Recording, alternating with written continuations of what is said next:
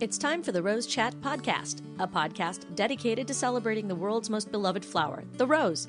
Join award-winning gardeners Chris Van Cleef and Teresa Byington as they chat with rose lovers and experts from around the globe. With each episode, you'll gain valuable knowledge and insights to achieve the rose garden you've always dreamed of. Listen now as we explore the world of roses. Hey friends, on today's show, John Bagnasco joins me. Now, John's been part of the garden industry for more than 50 years, and he's a passionate, dedicated friend to the rose. So there's so much I want to chat with John about, especially his work with the Save the Roses organization and their annual auction, which is coming up very soon. Hey, John, welcome to Rose Chat. Thank you so much, Teresa. I'm really excited to be here and talk about one of my favorite subjects with someone who's quickly becoming one of my favorite people. Well, that's good. That's good. Now, it's been about a year since we saw each other and talked about doing this show. It was a very hot, extremely hot, more than hot day in Shreveport, Louisiana. Do you remember that? I didn't. Right now, I have nothing to prove that Shreveport has anything but those kind of days. It was hot. It was a great convention for the American Rose Society. You know, Lots it really of wonderful was. people there. It was a good convention, but boy, was it a hot one. Yeah, you know, I admire the people in Shreveport growing roses, and actually any part of the country. I sometimes feel just a little guilty, not too much, but a little guilty living in Southern California. I don't know if I would grow roses if I lived on the East Coast. Well, I'm right smack dab in the middle of the country. It's not that easy here, but my daughter lived for many years out in California. So I saw what you guys had to work with. Oh my goodness. It is so easy there compared to some other places. I said I almost feel guilty. I wouldn't at all. Just enjoy it. Everybody's got their good side. Everybody's got their downside, I'm sure. Now, John, for our listeners who are just getting to know you, could you tell us a bit about your life in the world of plants and especially how you became so interested in roses? Well, you know, the rose interest was a latent interest, I believe. You and I were talking about how whenever you ask someone, it starts with their grandmother, and it was the same for me. But when I went to college, I was majoring in, well, first of all, business administration and then accounting. And I was in my junior year of college at Michigan State University. And the instructor was putting a problem on the board, and I had an epiphany. I thought, I could be doing this the rest of my life, and I hate everything about it. And one of the people I was living with, I was in a co-op with 13 other guys, and I would help him with his homework. He was majoring in horticulture. And I thought, you know, this is so much fun. So the next day I went to see my counselor, and he said, you know, you have all the business background. If you take hort courses your senior year, you can get a degree in hort marketing. And I didn't know what that was, but it sounded good to me. And so I got a 4.0 my senior year, and it brought my average up so I could graduate with honors. And I got a job at Frank's Nursery and Crafts, which was the only nursery chain in the country at the time that had a marketing department. I remember Frank's here. When we first moved to Indiana, we still miss that place. We loved Frank's. Yeah. Well, I was there when they had 18 stores, and then they went up to, I believe it was 160. Well, it was Frank's Nursery and Crafts. Right. You know, Right. I loved the crafts too. It just about had everything. It was one-stop shopping for me. And I was a buyer with them also, and I did not buy the roses, but I worked closely with the person who did buy the roses. So I learned a little bit about that. And then I ended up, I worked for them for about 10 years and then moved to California. For a while, worked with Armstrong Garden Centers and was their rose buyer. After I'd been their buyer for a year, one of their people came up to me who was really interested in roses and in their marketing department. And he said, "How many roses do you grow?" And I said, "You mean in my own garden?" And he said, "Yes." And I said, "Well, none." And he just said, "Huh." And I go, "What did that mean?" And he said, "Well, I just think it's odd that the rose buyer grows no roses." And at the time I thought, that makes sense. And So, you live in California. and I live in California, so I went out and bought Double Delight the next day. 5 years later, I had 800 roses. Oh my goodness. So you liked it. You liked growing the roses, not I just did, through my career, I grew different categories of plants because I know you're a plant lover also. So Mhm. the only way you can compartmentalize, to me, all the roses in the world is by grouping them. So I would study one group of plants at a time.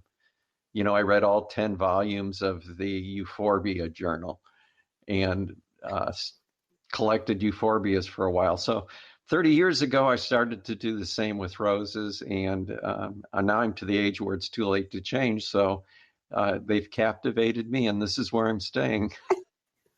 Now, you mentioned your books, and I know you have a couple about succulents, but on a recent Garden America show, someone made reference to the fact that you were writing a new book. Is that true? Are there roses in the new book? Well, I'm writing two books at the same time, which I'm finding is a little challenging. One is my first nonfiction, or my first fictional book. It's a fictional thriller. And the other book that I'm working on is a book about polyantha roses. I don't believe anyone has ever written a book on polyantha roses, and those were the first types of roses I started breeding. And 30 years ago, when I visited the Fineschi Rose Garden in Italy, some of the roses that I was working with National Geographic at the time to put together a rose program, some of those roses ended up coming over here. We saved some varieties of polyanthus that were in danger of extinction, and I just became enamored with them. Also, I visited Jackson and Perkins and saw Keith Zeri's 300,000 seedlings, and thought, there's no way I'm going to create a hybrid tea that competes with him, but he's not doing polyantha roses. So I thought, there's somewhere I can get into. So I've bred about 15, introduced about 15 roses, and the majority of those are polyanthus. Are they on the market today? They are. I think one of my nicest is a rose called Kendall Marie, named after my first granddaughter. And that rose is available from Heirloom Roses. And I have to tell you, it is a great rose from my experience all over the country. Oh, great. Kendall Marie. Okay, I'll have to remember that one. Go to Heirloom, take a peek at that for sure. Now, I mentioned Garden America, and many of our listeners may not be familiar. So tell us a little bit about the show that you're involved in. Yeah, Garden America is a national radio show that is done live on Saturday morning at 8 o'clock Pacific time on Facebook. And we record that show from Facebook so we can go through and correct any errors, or if we have glitches. I know it's hard to imagine technical problems, but they do occur. And then we broadcast that in about 50 radio stations across the country the following Saturday. So anyone in the world, we have a loyal listener from Pakistan who joins us every Saturday morning. And anyone in the country can just go to Garden America Radio Show on Facebook Saturday, and you can type in comments, hear our guests, ask us questions, ask the guests questions. So it's a lot of fun. We've been doing the show in one form or another for about 20 years. It's excellent. It's so good. I've been going back and listening to some of the other ones, and I did catch live when you were talking with Randy Green a couple of weeks ago. That was wonderful. Yeah, we were chatting about how great that is that someone's developed a beneficial insect program for roses. I guess you can use it anywhere in your garden, but specifically for roses, because a lot of people are using organic fertilizers now, but it almost defeats the purpose to go organic one way and then chemical another way. So I think Yeah. it's a great opportunity. Yeah, Heirloom has got a real good program, I think. I think they're kind of leading the way, and that's a really good thing for all of us. Okay, now you talked about your rose breeding. Anything new coming out that we need to know about? Well, since we were mentioning heirloom, I believe this is still a plan. I have a new polyantha that heirloom is going to have the exclusive rights to, and they're going to have some type of contest to name it. So I don't know the particulars yet, but it will be coming up this spring, I believe. Oh, how nice. So nice. It's kind of a fun thing to do, to be able to, I'm sure you'll get something if you name the rose, maybe Ooh. a bunch of free roses, who knows, but I think it'll be a fun thing to do. Well, let's talk a little bit about your garden. Tell us a little bit about your garden. Your garden grew quickly, it seems. I'm sure it's still growing, right? I just moved to a new house. We built a house about 3 years ago now, going on 3 years. And I have more room, so I now have over 1,600 roses. And those are in the process of being put in the ground. And I'm trying to develop the garden similar to what I saw when I visited the Fineschi Garden in Italy. And by the way, the two great rose gardens in the world, in my opinion, are the Fineschi Garden, which is the world's largest private rose garden, and the garden at Zangerhausen, which is the world's largest garden, the garden in Germany.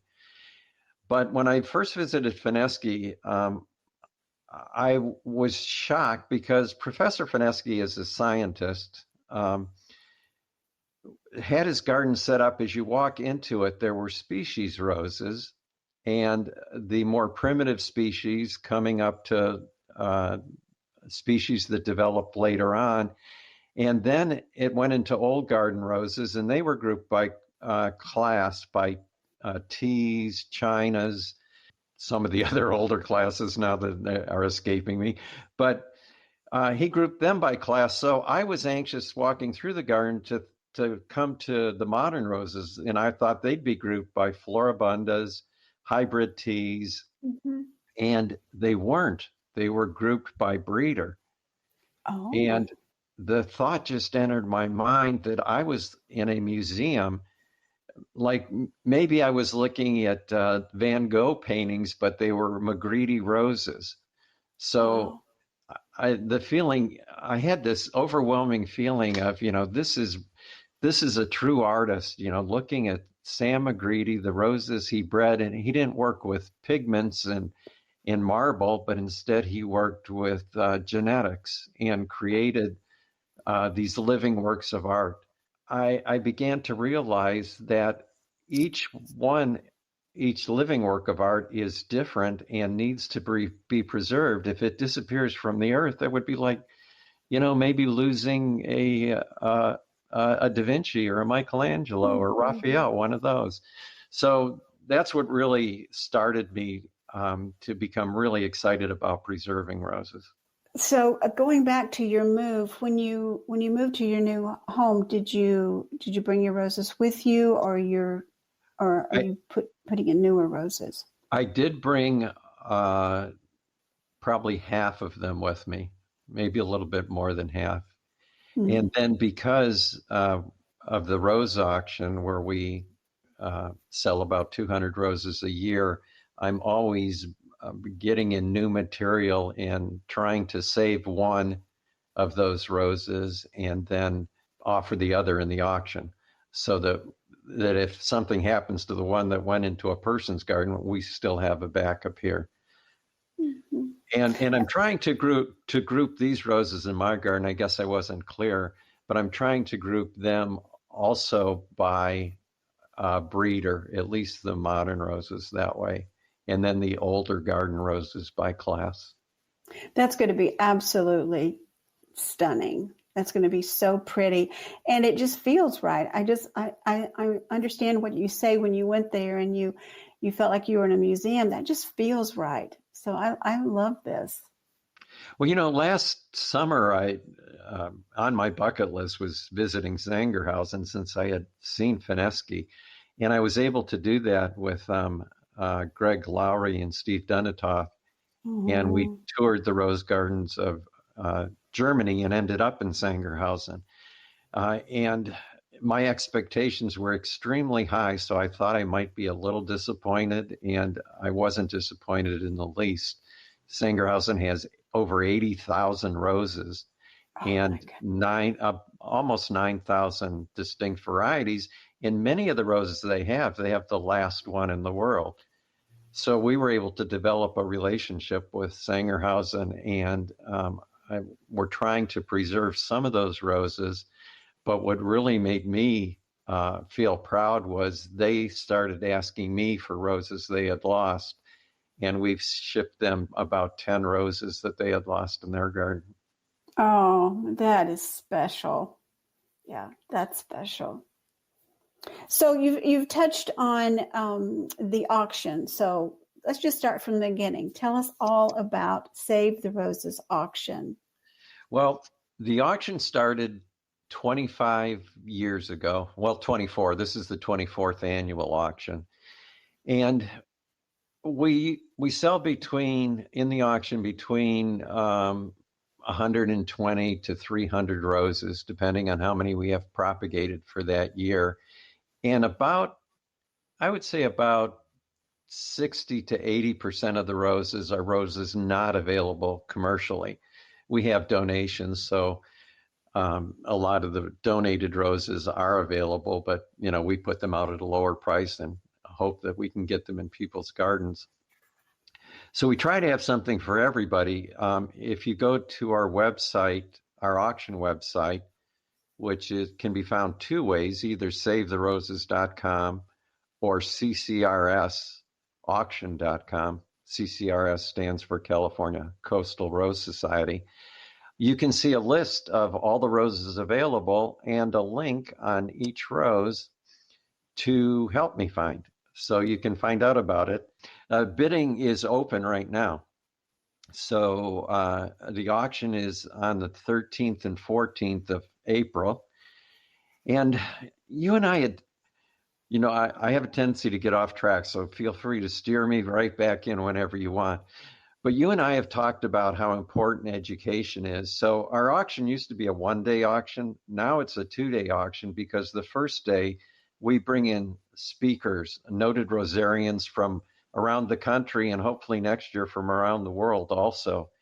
And we try to educate about some of the roses in the auction, but also just about roses in general, because if this information doesn't get passed on to the younger generations, it, like some rose varieties, could disappear forever.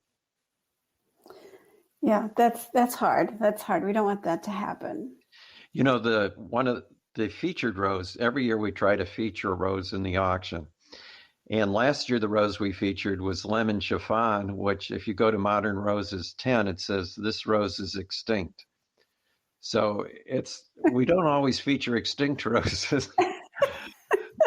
But the rose that's featured this year is a Harkness rose that's about 50 years old, and it's called Fear Not.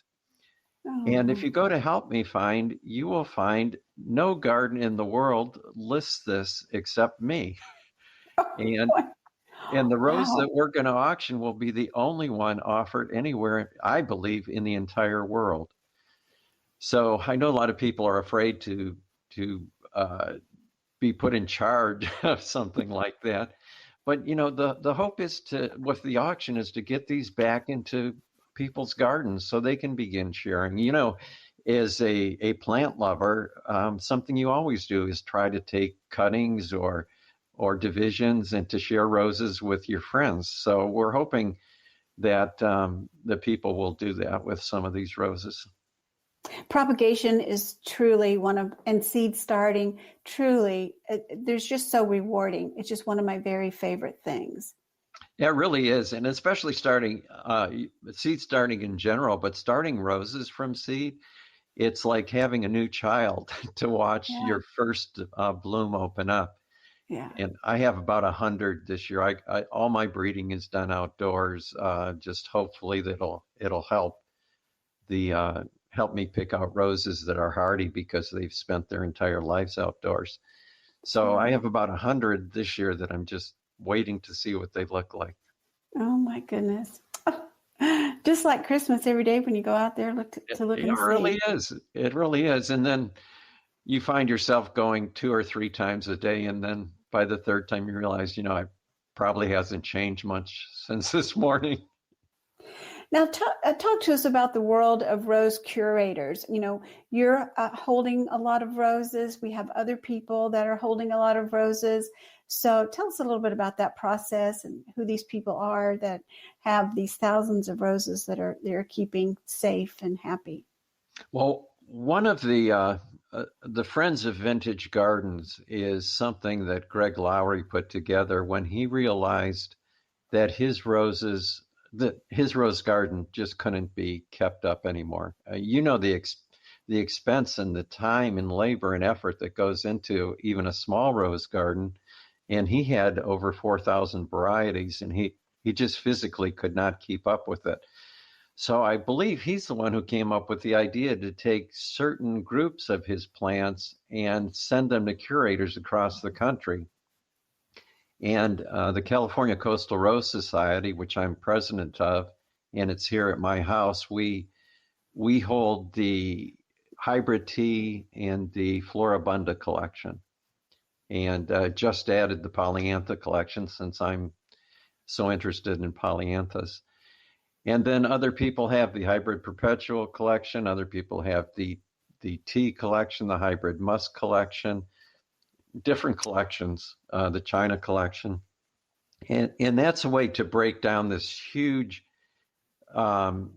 repository of roses that was struggling into smaller gardens around the country where people can give closer attention to them.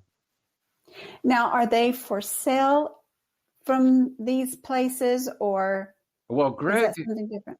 Greg does propagate for a sale at up in Sebastopol in California, but he doesn't ship. So you would have to have someone ship those roses, but a lot of people drive there to get roses, and he propagates those every year. We ship all over the country in our auction.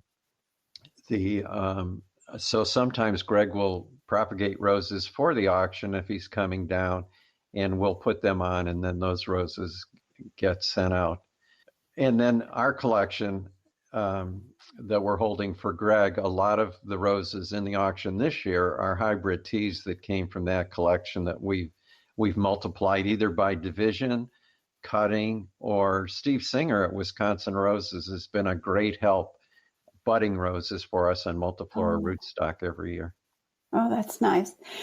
We need more people involved. I did see on Finding Floret, the show on the Magnolia Channel, that Erin Benzicaine of Floret Flowers has done a few seasons of that. And I think she actually visited the Friends of Vintage Roses garden. And I know she worked with Anne Belovich before her death to get a lot of those roses that she's growing on her farm. So I think she's curating the old European roses and maybe the hybrid musk roses. So it's wonderful to have some young people that have gotten really involved, and we'd love to see more of that. Yeah, it really is. Did we say when the auction is being held? That's on the 13th and 14th. Right, and it's in Oceanside, California. And Yes. if you don't even want to be there both days, though, there's a hotel right nearby. But if you don't, and you don't even want to be in the auction, at least come for the first day and listen to the speakers, because Greg Lowry is going to be giving a talk, Jill Perry from the San Jose Heritage Rose Garden. And I'm really excited to hear Anita Clevenger give her talk on Anne Belovich's roses in a facility where it can be seen and heard because as you recall, Mhm. there were a lot of technical problems when she gave her talk, and I was still enamored by the whole story of Anne Belovich and her Rambling Roses. Oh my goodness, it's such a captivating story. What a woman she was. There's just a lot to end, and the roses were just spectacular. You know, when I first started into the auction, Cliff Orant, who used to own Euro Desert Roses, asked me if I would import. I was going to import a bunch of polyanthus for him, and he asked if I could add Rambling Roses for Anne Belovich. And I think she had about 60 that were going to be shipped from Holland. And then something happened at the last minute, and we weren't able to import any of the roses. But I didn't realize until 20 years after that who Anne Belovich really was and what she was doing. Yeah. She didn't stop right up till in her 90s. I think right before she passed away, she had asked the people around her to start a blog so she wanted to start blogging. And I think maybe she got one blog public, and just a real go-getter her whole And as I life. recall, she started in growing roses in her 70s. Oh, she grew roses for at least 30 years, and maybe 60. I don't know. That could be. Might have been. I I think it just might have been remember 60. it was older. Yeah. Oh, she was something. When she got into something, she got into it. So I am sure these roses would be something to see. Oh, and we talked about the speakers, but when do the roses start blooming out there in California? Well, usually mid-April is a good time. The people who are showing roses will have their gardens in full bloom by mid-April. Mm. And I have a rose right now called Joanna Millar that my wife and I were looking at yesterday. It sits on a hillside, and that rose had probably 200 to 300 blossoms on it. So it's one of the earlier ones in my area to bloom. What color is that? When you sent me some pictures, I'm looking at them. Yeah, it was the white single. Oh, yeah. And it Oh, had my goodness. Yeah. an amazing story behind it because it was named after a woman who found, she lived in France, but she went to La Mortola, which is right over the French border into Italy. And she saw that rose there and looked for people to ask what it was and how it grew and what the history was, but there wasn't anyone to ask. So like any good rosarian, she took some cuttings back to France with her and rooted them. And when she went back to La Mortola, the rose was gone. Oh. So if it wasn't for her effort, that rose would have disappeared forever. So she wanted to name the rose after the garden, but people said, no, the rose could be named after you because you saved it. So that rose went to John and Becky Hook, who had a rose nursery in France, and they brought it here to California in their garden. They were going to move here, decided not to move. And so we dug up their rose garden they were putting in California and brought it over here to my house. And that was one that got put in the ground. So for a time, it was the only one in the world, or I'm sorry, the only one in the country.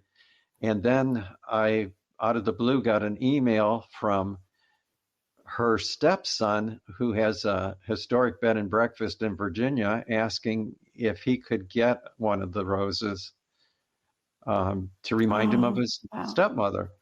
So by chance, I had started another one, and I just sent that to him. So to my knowledge, there's one in California, one in Virginia, and I believe Greg took cuttings, and hopefully we'll have some coming up in the auction soon.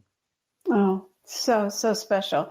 So special. You know, we hear these stories of so many stories. Barbara's Pasture Rose was the first one that came to mind. that I think Barbara was all dressed up and stopped on the side of the road and went into a pasture to take cuttings of a rose that turned out to be a gorgeous rose. And the next time she went by, that field had been plowed. And so there's so many stories. I know the rose rustlers out of Texas, they've got so Right. many great stories, where they stopped and took the cemetery roses and, old homesteads and those kinds of things that were torn down. And so many beautiful roses would be lost if it wasn't for someone who, took the time to stop and take a cutting. Well, you and I have talked about how no one's going to share rose history if we don't. But roses have taught me so much about everyday history.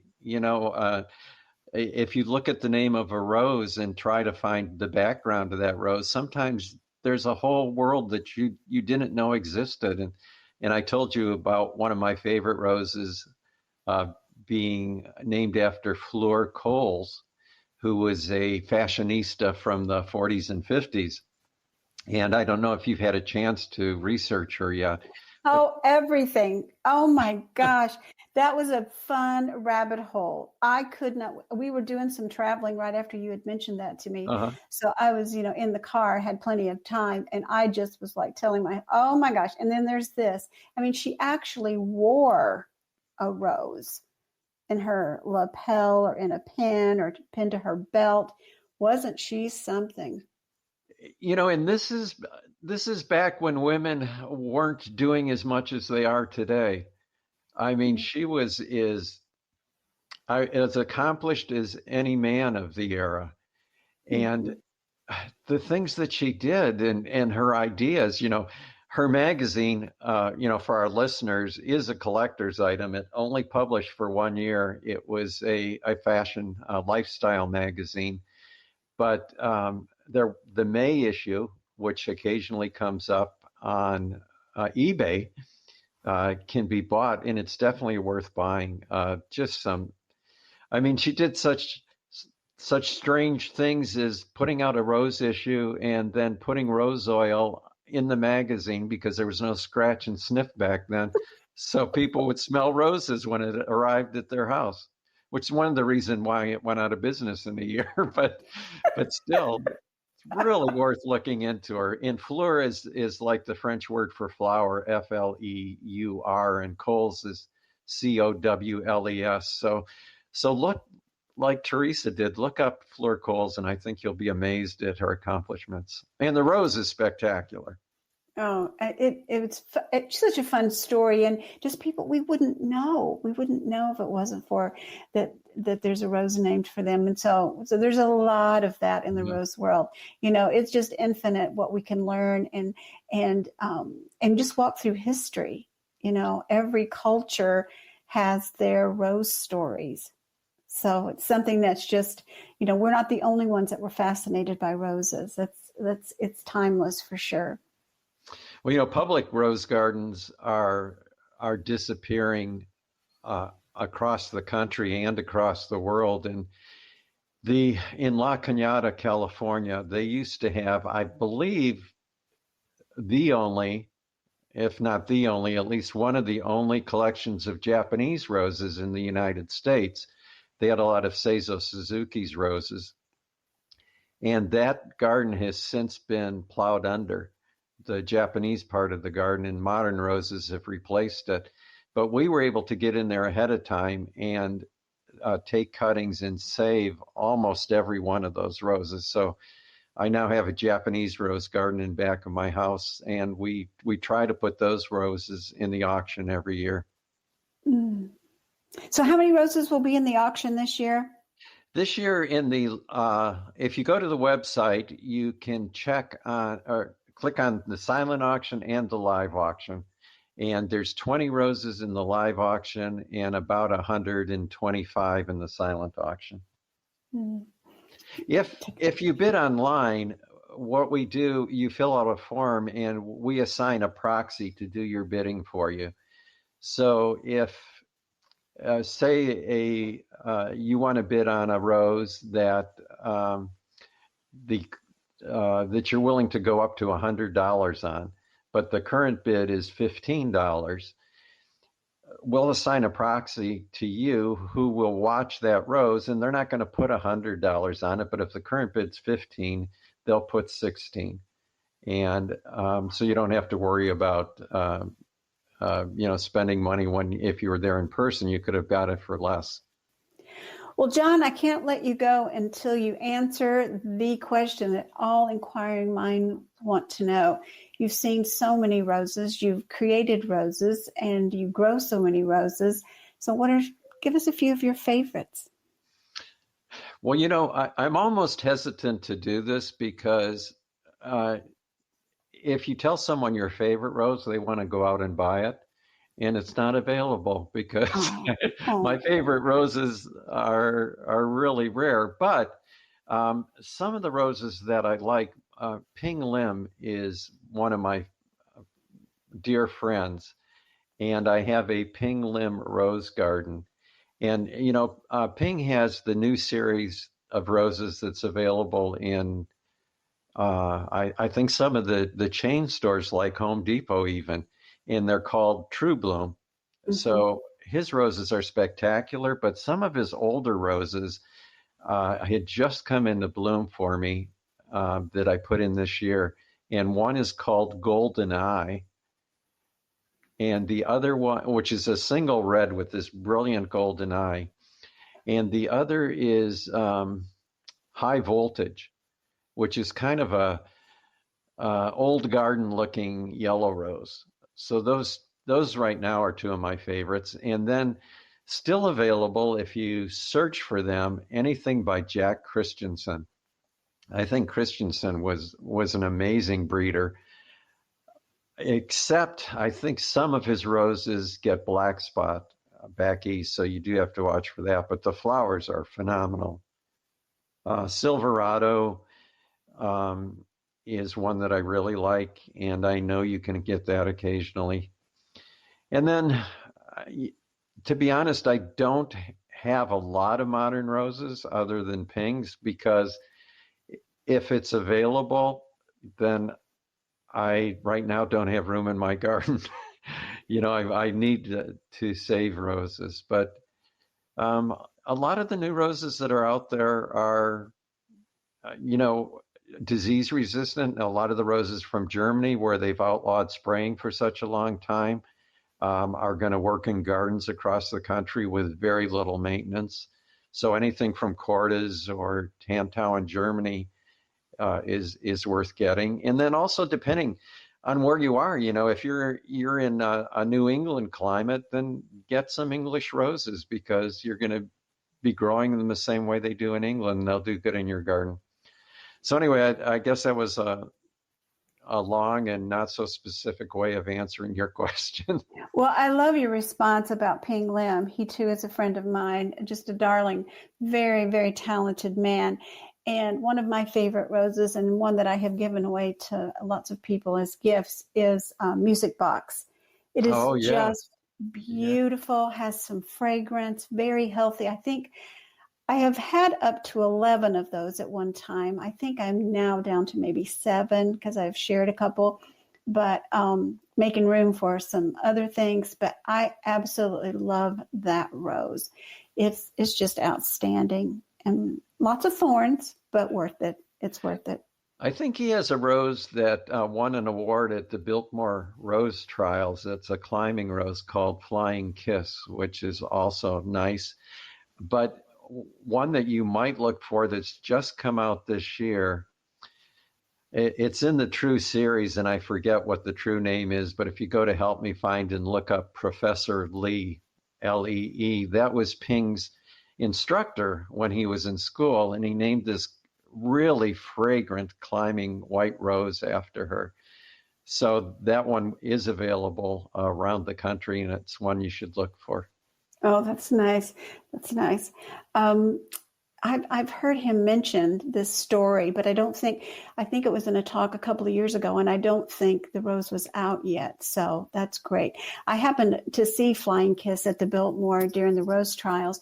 It was absolutely fabulous, but it is in the True series now with a new name, and I don't know if it's True Devotion or True Sincerity, but again, Help Me Find would probably have the original name, so you'd know if you had the right one.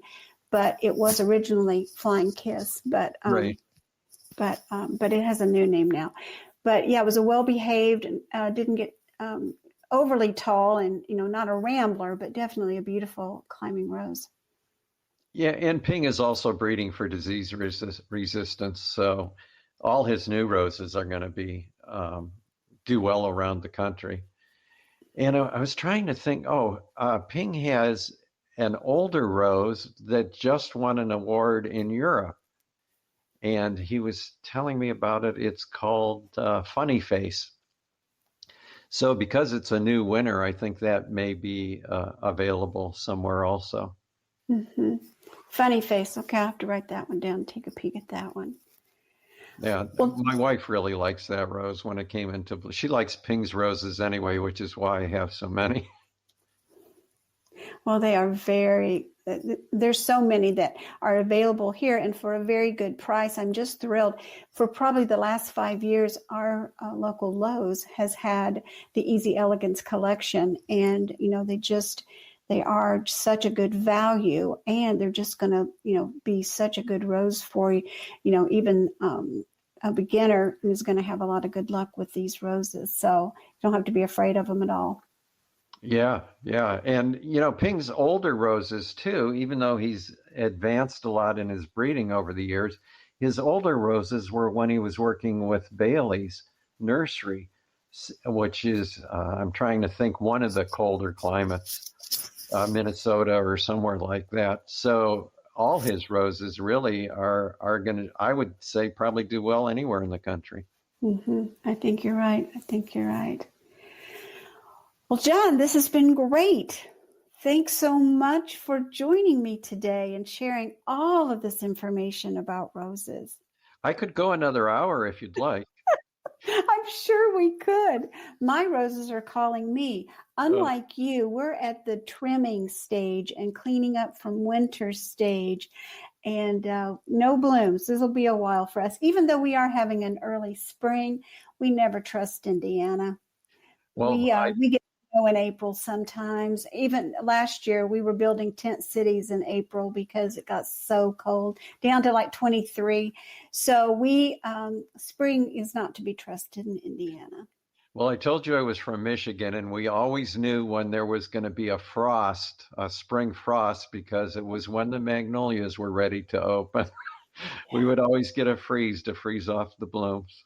Yeah, we've had plenty of those through the years, but our winters are not as bad these days, but we still get so low that it still does that same kind of damage. Not a prolonged freeze, but we still do get those freezes where it just deep dive on the temperatures, and the roses aren't all that happy with it. Well, I know we have to go, but I just want to thank you so much for having me, but also thank you for everything that you do for roses. The rose world needs people like you, and I'm so glad to be one of your friends. Well, I am so glad for all the things that you are doing. You are working tirelessly for the rose, and we appreciate it. And so much, all the best with the auction. I hope it's a big success, and we get these wonderful roses into beautiful backyards.